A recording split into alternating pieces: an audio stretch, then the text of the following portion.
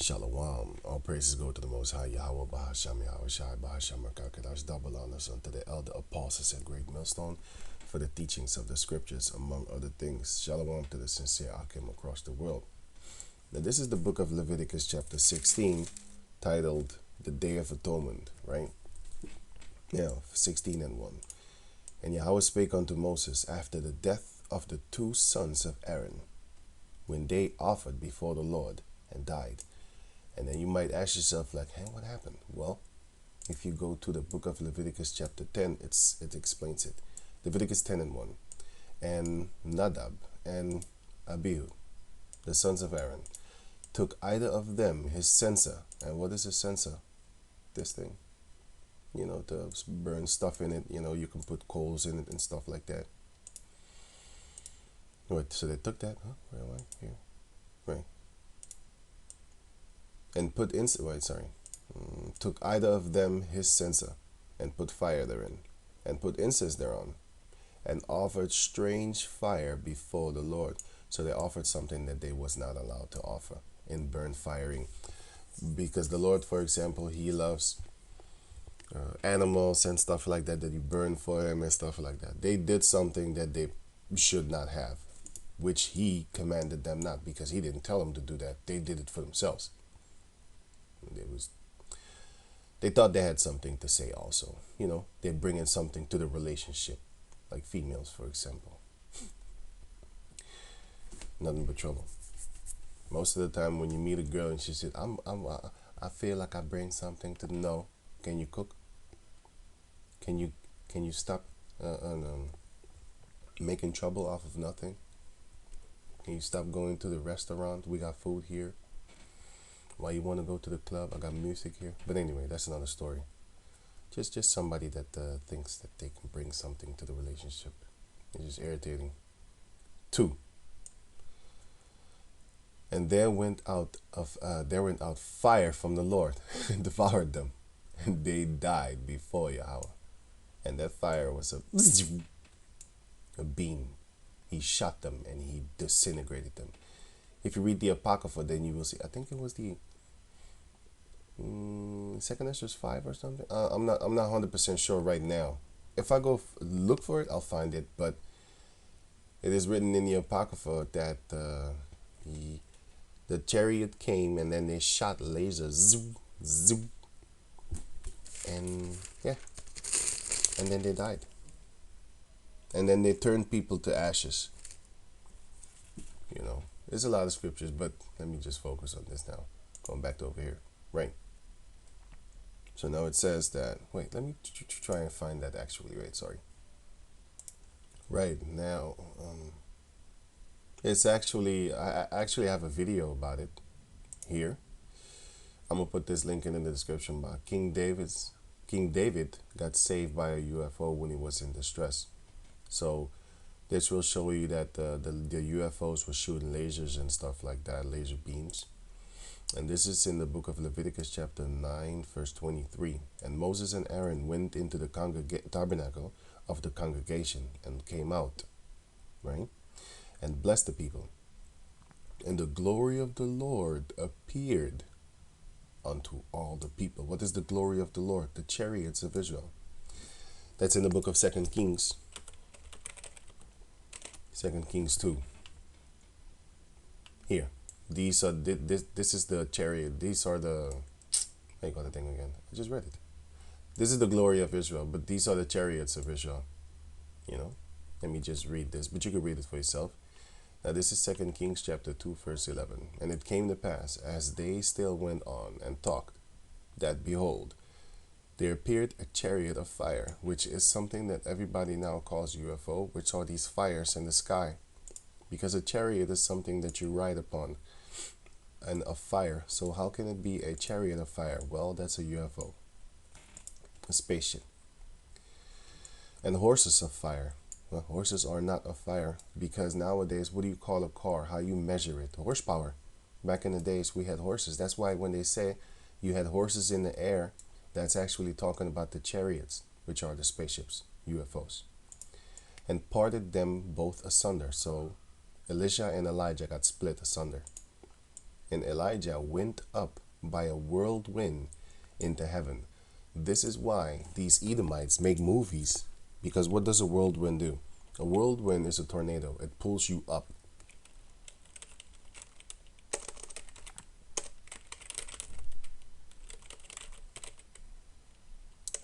UFO.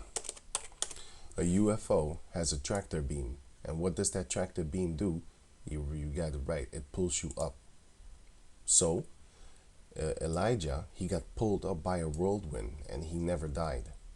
He came back as John the Baptist. That's in the book of Matthew, chapter 11.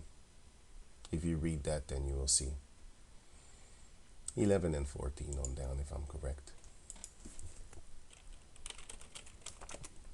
Matthew 11 and 11 until 14. And if you will receive it, this is Elias, which was forth to come. He was John the Baptist. Right? That shows you that reincarnation is in the Bible.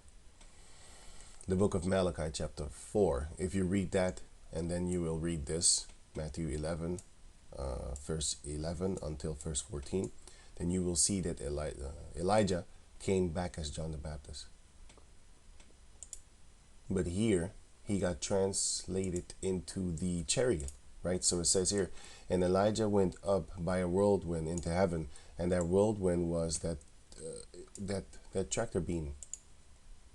Because it wasn't actually an actual whirlwind. How do you spell that? Oh, yeah, whirlwind. It wasn't actually an actual whirlwind like this one, like the nature one. No, it was symbolic for he got pulled up into a chariot like this, like how you see this thing. He got pulled up. That's what happened to Elijah. That's why he never died. And Elisha saw it, and he cried, my father, the chariot of Israel, and the horsemen thereof. Those are the angels.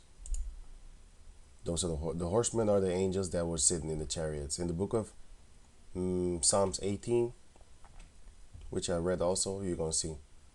And I'll put the link in the description box to that other video. Now it says, and he saw him no more. And he took hold of his own clothes and rent them in two pieces. He took up also the mantle of Elijah that fell from him, and went back and stood by the bank of Jordan. And that mantle, you should already know why these superheroes are actually us. Oh, here you can see it. Right there. Oh, that's all I want to do. This one too. It's all good. But yeah, these mantles is what the prophets was wearing. You know. That's why you had all the superheroes of the 80s, 90s, 70s, sorry. They always had a cape and mantle and stuff like that. You know, see, they always had the cape because these Edomites, they always have been stealing from us. They steal things from the Bible and they put it in their movies. All of them have a cape because this represents the prophets, the ancient men of back in the days. That's why they all had capes and stuff like that. But the tights, that goes into the Romans being all naked and nude. But I remember, and you should, that most of the cartoon superheroes back in the days, they had either wings, not a lot of them, but this is also in the Bible, the angels. And they had capes, you know, so going on. Take this away.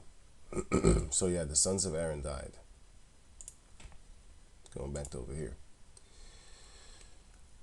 Right, verse 2, Leviticus 16 and 2. And Yahweh said unto Moses, Speak unto Aaron thy brother, that he come not at all times into the holy place within the veil before the mercy seats. So he was not to come when he wants, right? Only when he was commanded to, or else, just like how he killed the sons, but he wouldn't kill him, but just giving an example, if you are doing what you're not told to do, you will die. That's the point. So, that he come not at all times, so not when he wants, into the holy place within the veil, before the mercy seat. And what is the veil before the mercy seats? The veil goes into the word curtain. Wait. Yeah, wait, I'm looking for something. Here, as you can see here. This is then the curtain, and there is the mercy seat, the top of it, and this is the Ark of the Covenant. And these are the angels with the wings on it. As I just showed you that cartoon character, it's all based on us. These people stole everything. They make legends off of the things that we did. Even Pac said that. Tupac said it because of, he thought we was pharaohs, They make legends off of the ish that we did. But he was thinking that we're Africans and stuff like that.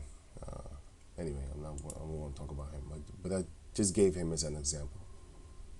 So now going back to over here. So it says here, speak unto Aaron, thy brother, that he come not at all times into the holy place within the veil of before the mercy seat, which is upon the ark. So the mercy seat is up on the ark, right? So what is the mercy seat? There's a smoke. Here. Yeah, you have the mercy seat, and then you have the poles and stuff like that. And this is the ark. And then he did this lid, you can say, almost, like not the crown yet, but the lid, you can say, is like the mercy seat.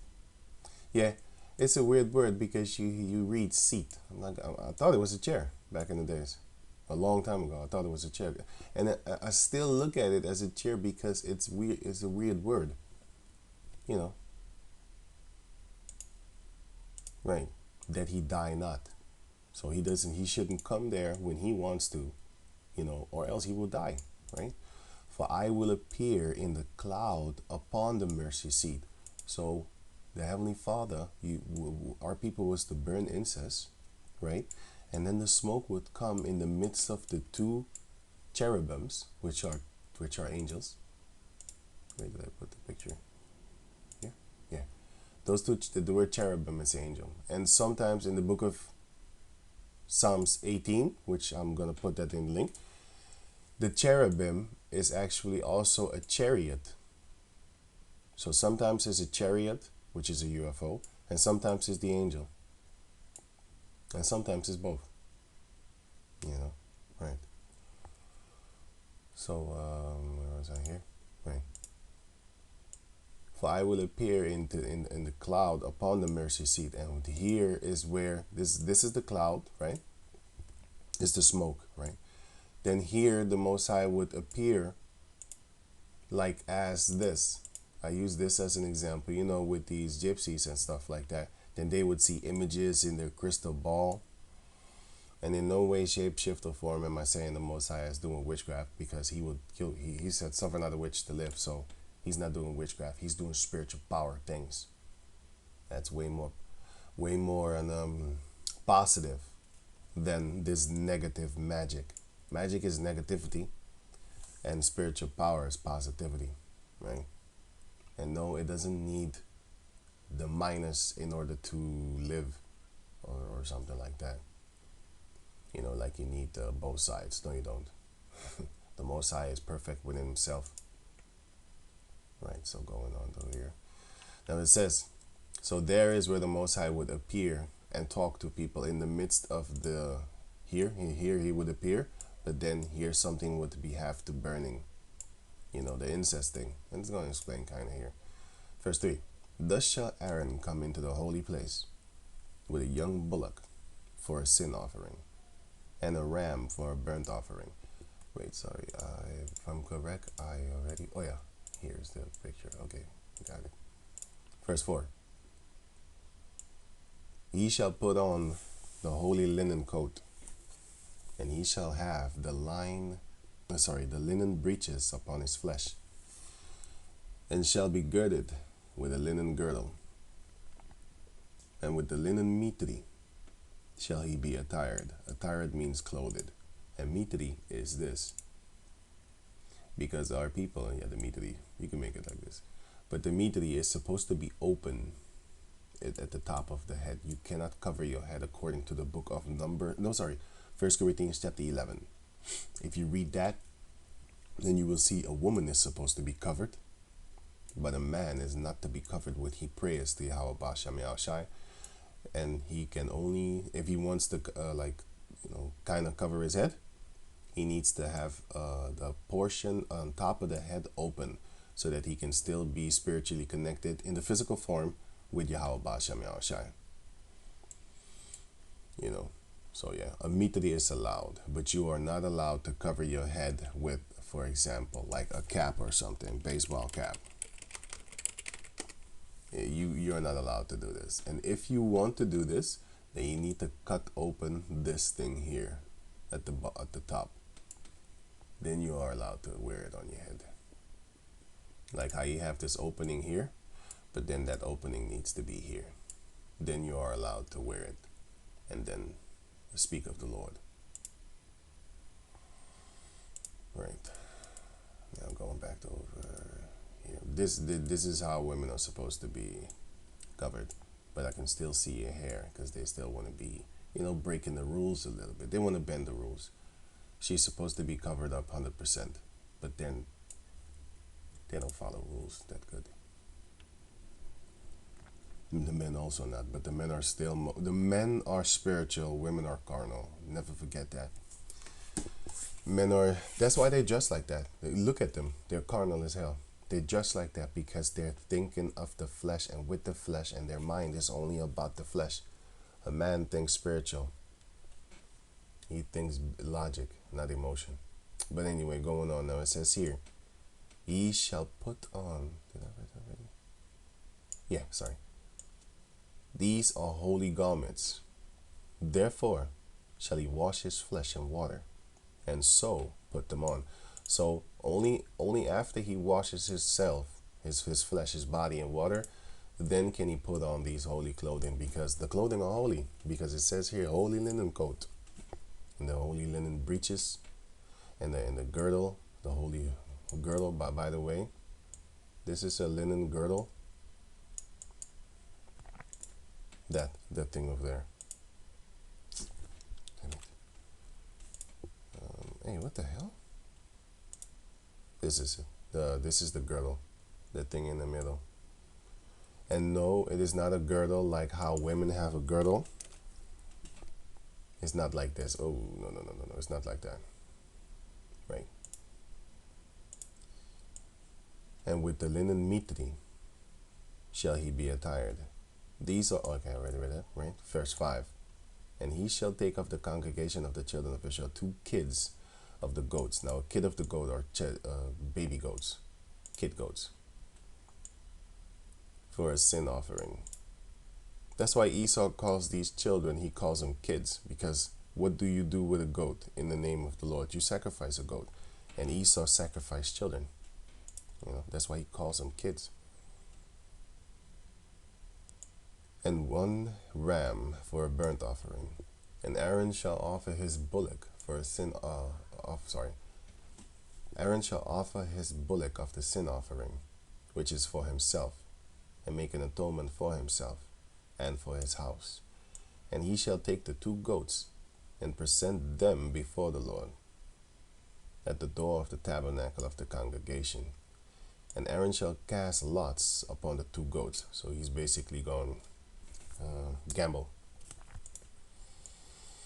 1 lot for the Lord, and the other lot for the scapegoat. And the scapegoat is this a scapegoat here. Scapegoat says refers to the goat used for sacrifice for the sins of the people. Right? That's a scapegoat. And Aaron shall bring the goat upon which the Lord's lot fell, and offer him for a sin offering. Wait, sorry, I gotta do something. Right. So it says, verse 10, but the goat on which the lot fell to be the scapegoat shall be presented alive before the Lord, to make an atonement with him, and to let him go for a scapegoat into the wilderness. Now, I am reading about sacrifices and stuff like this for the sin offering and all that there. But, yeah, sorry, I came from downstairs. Yeah. Yeah, so, but we already know that according to the book of Hebrew, chapter 10, the laws of sacrificing animals is done away with.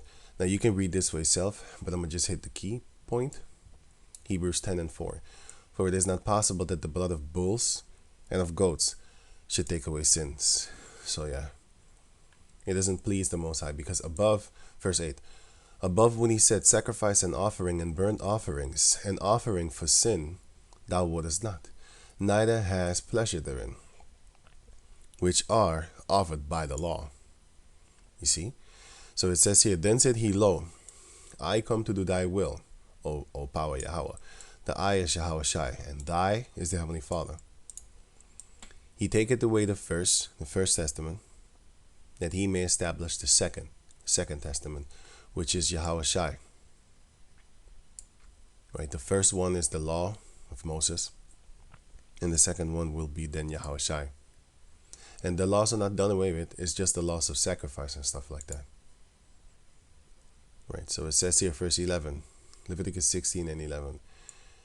And Aaron shall bring the bullock of the sin offering, which is for himself, and shall make an atonement for himself and for his house, and shall kill the bullock of the sin offering, which is for himself.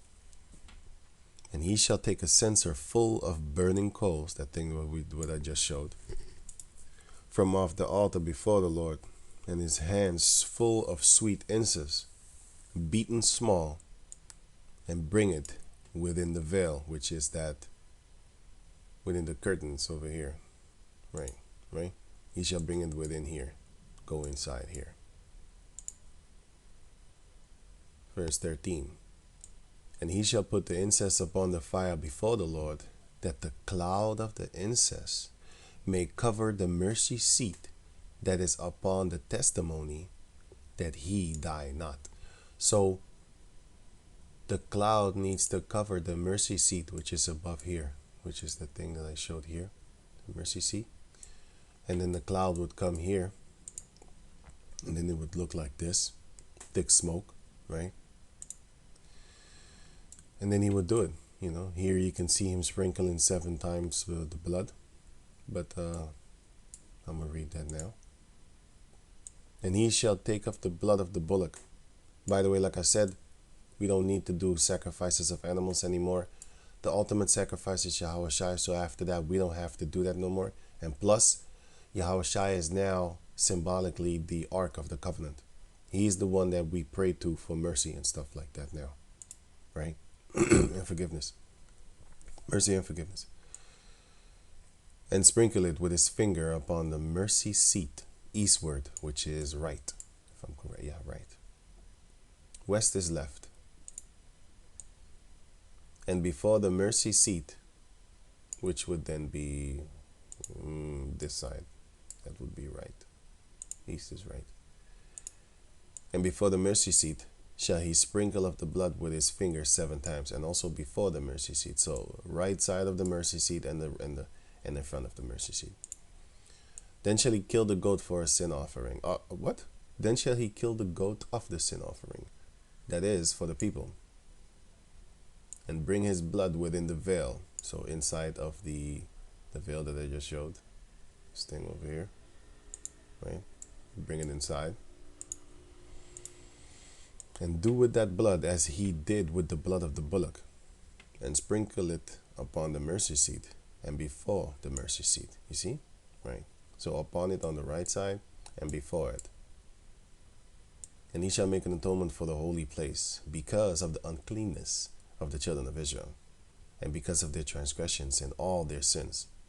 And so shall he do for the tabernacle of the congregation that remaineth among them in the midst of their uncleanness. So he's doing it for the people, the Israelites. And there shall be no man in the tabernacle of the congregation when he goeth in to make an atonement in the holy place. No man is allowed to be there until he come out. And then they could go. And not just regular people could go there, by the way. Other priests. And not all the time when they want, because they will die. It says it right there. Don't just go there. without permission, or you will die. Yeah, man, being a priest was a very, very stressful job. That's why it says that in the book of Numbers, chapter 8, it says that a priest was only allowed to work from 20 years old until 50 years. So 30 years he needed to be doing all these type of things. And after that, he can still teach the younger ones, but he just does not do, just not he just does not do the actual priest work, the hard work, the labor, right? Where was I?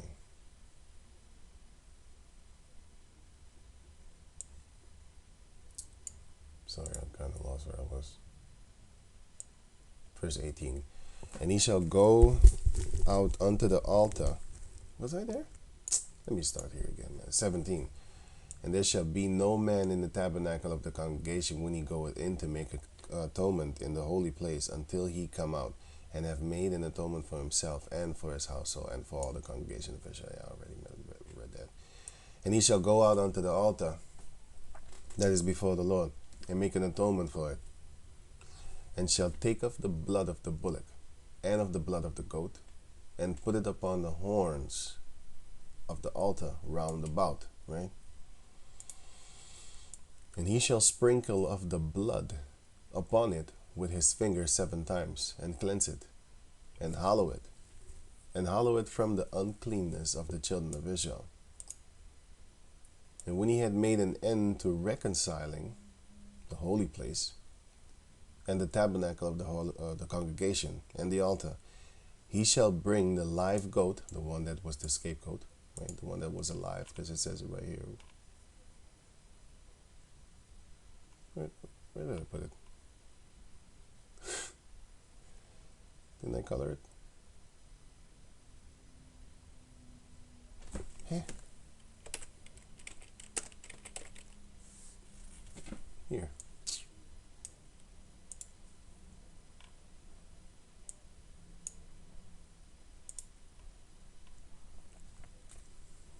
Right. Let me see here. The live goat. Okay, cool. Verse 21. And Aaron shall lay both his hands upon the head of the live goat, right?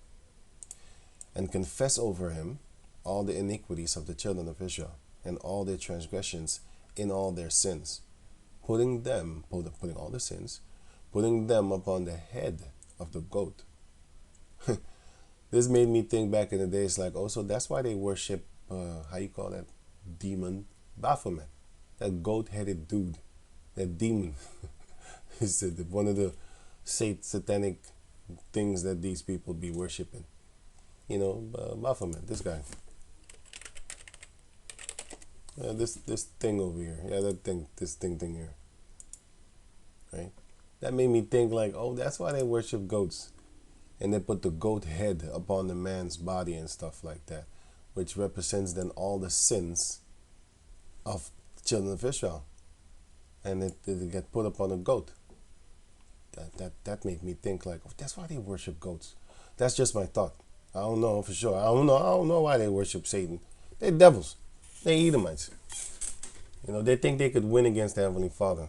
There's many reasons why they worship Satan, but I was just thinking of that, what I just said concerning the goat head, right?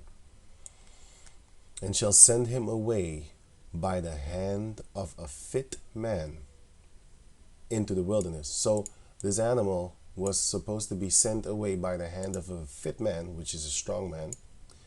And he was to be sent away, like, go into the wilderness, go, walk. And it says here, and the goat shall bear upon him all their iniquities unto a land not inhabited. And he shall let go the goat in the wilderness. This made me scared as hell, because you got to think about it, like, wait a minute. So this goat is walking around with all these sins in him.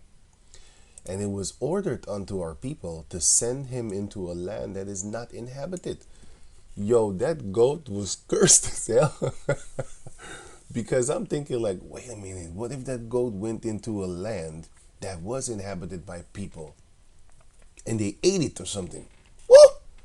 Man, you would be cursed beyond curses. You had all these sins in that goat and you ate it? Yo, I would, I would not want to have that meal. I wouldn't even want to be near that goat. I'd be running away. Yo, you got all the sins of Israel. No. God, I'll be out of there, man. I would be out of there. Gone. Sprint. I'd be faster than a flash. I'd beat Usain Bolt. I'd beat everybody. I'd be out of there. Verse 23. That's a scary thing. So that might make you think a little bit different of this Baphomet thing. But like I said, I'm just thinking in my head. There's no way in the scriptures or something like that. I was just thinking about it like, whoa, wait a minute. Oh, well, that's why I love that goat so much. Because it's full of the sins of evil. All the evil things. But anyway, going on. 23. And Aaron shall come into the tabernacle of the congregation, and shall put off the linen garment, which he put on when he went into the holy place, and shall leave it there. And he shall wash his flesh with water in the holy place, and put on his garments, and come forth, and offer his burnt offering, and the burnt offering of the people, and make an atonement for himself and for the people. And the fat of the sin offering shall he burn upon the altar. And he that let go the goat, the goat alive into the wilderness, for the scapegoat, shall wash his clothes. So even he has to wash his clothes, and bathe his flesh in water, and afterward come into the camp. I wanted to say tent, but I mean camp. And the bullock for the sin offering, and the goat for the sin offering, whose blood was brought in to make atonement in the holy place, shall one carry forth without the camp, so on the outside of the camp, right? And shall burn in the fire their skins and their flesh and their dung. And he that burneth them shall wash his clothes. So even the person that burns those things needs to wash his clothes and bathe his flesh in water, take a bath. And afterward he shall come into the camp, and only then you are allowed back into the camp.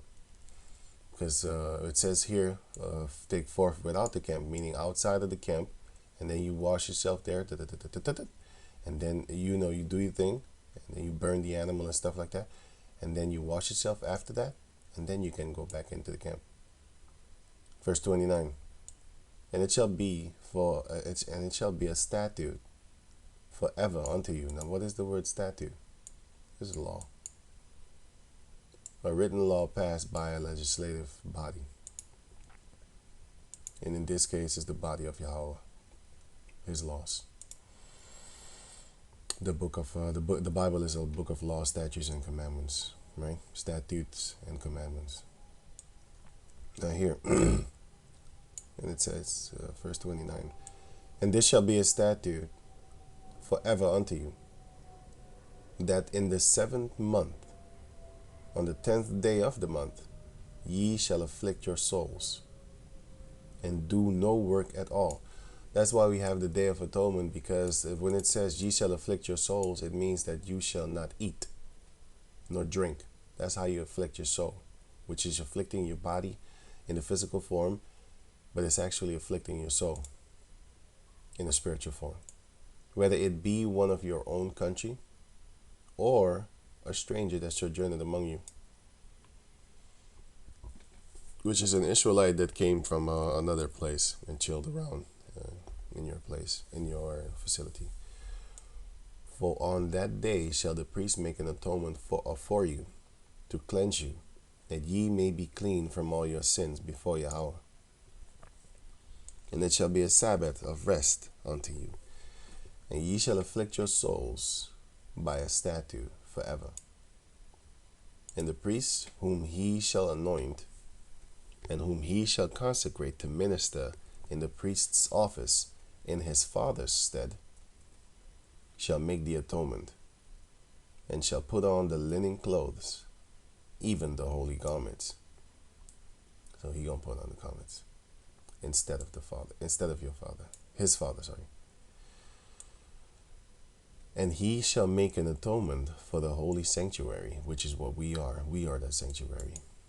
The Israelites. We are the sanctuary of the Lord.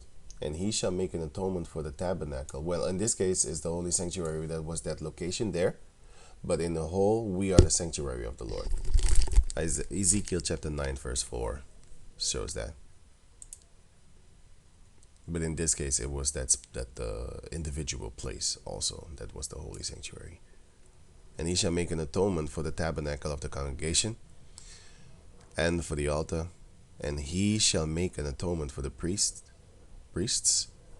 and for the people, and for all the people of the congregation. And this shall be an everlasting statute unto you, to make an atonement for the children of Israel for all their sins once a year. And he did as Yahweh commanded Moses. So yeah, there you have it. Let me see if I covered everything. All the pictures. Oh yeah, I forgot about this. Now it says here that, let me read it again. It's Leviticus 16 and 2.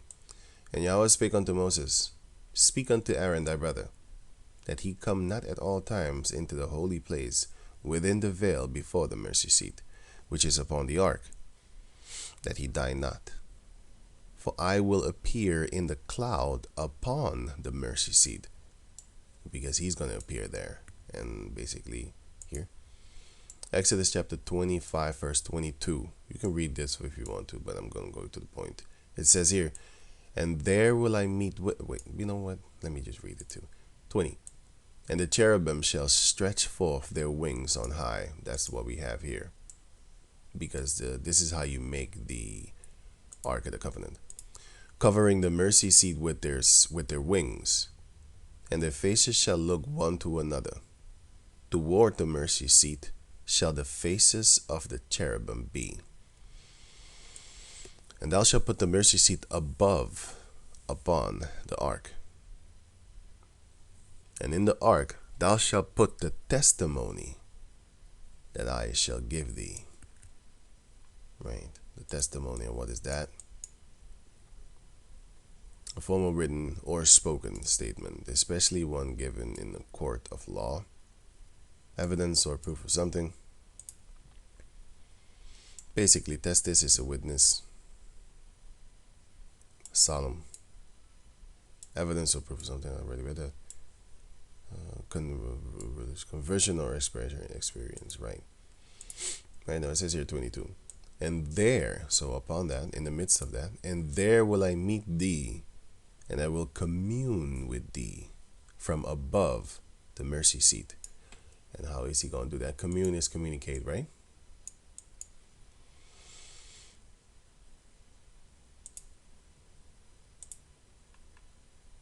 Here, a group of people living together and sharing possessions and responsibility, right? But the real meaning of the word is communication. That's it. Communicate. So commune, communicate. Feel in close spiritual contact with. Yeah, this is a good one too. Feel in close spiritual contact with. Yeah, that's it. And how? Because he said that. Exodus 25 and 22. And there will I meet with thee, and will commune with thee from above the mercy seat. From where? From between the two cherubims, which are upon the ark of the testimony. So that would mean then that it would be here, in the midst. This is then the cherubims, and then the smoke would come up here in the midst of the two cherubims. And then the Lord would communicate with you there, commune with you there. Oh yeah, here. Yeah, right. See? The smoke would come up, and then he would be here in the middle. And how? Something like this. Then this is just an example. Then you would see an image,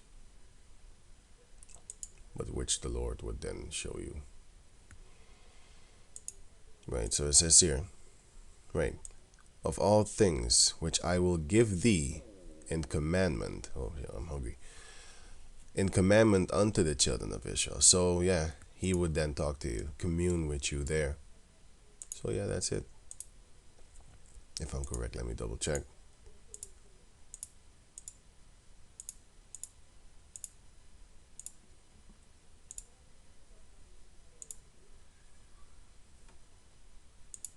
Yeah, yeah, yeah, that's it. So with that, I'm gonna say shalom, and I'm gonna put the link in the description box concerning these other examples that I wanted to give. So with that, I'm gonna say shalom.